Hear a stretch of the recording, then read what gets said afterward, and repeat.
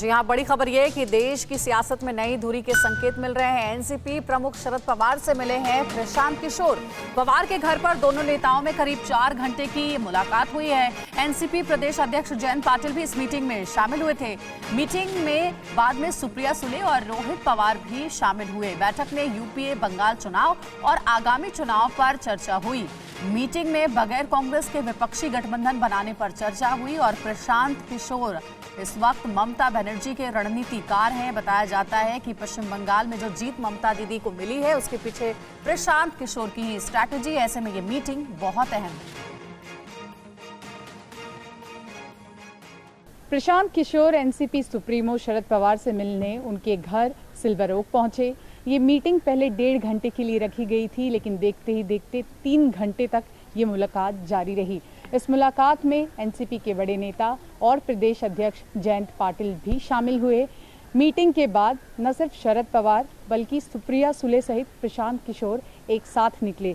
अगर हम बात करें इस मीटिंग की क्या मायने हैं और सिल्वर ओक पर हुई आज ये मीटिंग क्यों राजनीतिक समीकरण जो है वो बदल सकती है, तो सबसे पहले आपको बता दें कि जो सूत्र हमें बताते हैं वो ये कि यूपीए 2 के गठन को लेकर चर्चा हुई, जिसके बाद ये भी चर्चा चली कि क्या कांग्रेस को इसमें शामिल करना चाहिए या नहीं।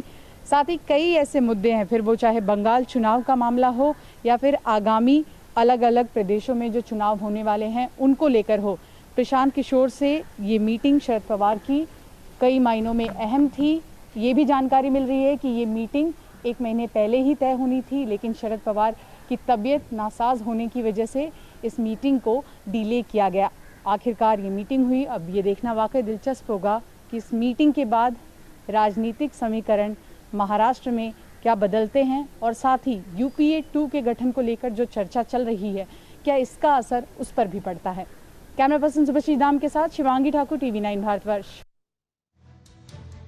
इधर दोनों नेताओं की मुलाकात के मायने क्या हैं ये हम आपको समझाते हैं। तो दोनों नेताओं की मुलाकात के मायने क्या हैं?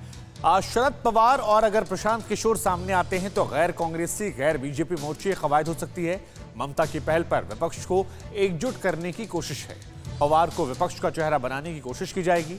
यूपीए अध्यक्ष के लिए पवार का नाम सामने आ सकता है। एनसीपी के साथ बतौर रणनीतिकार जुड़ सकते हैं प्रशांत किशोर। ये अपने आप में अहम खबर है। परवाह देश की, सोमवार से शुक्रवार रात 10 बजे TV9 भारतवर्ष पर।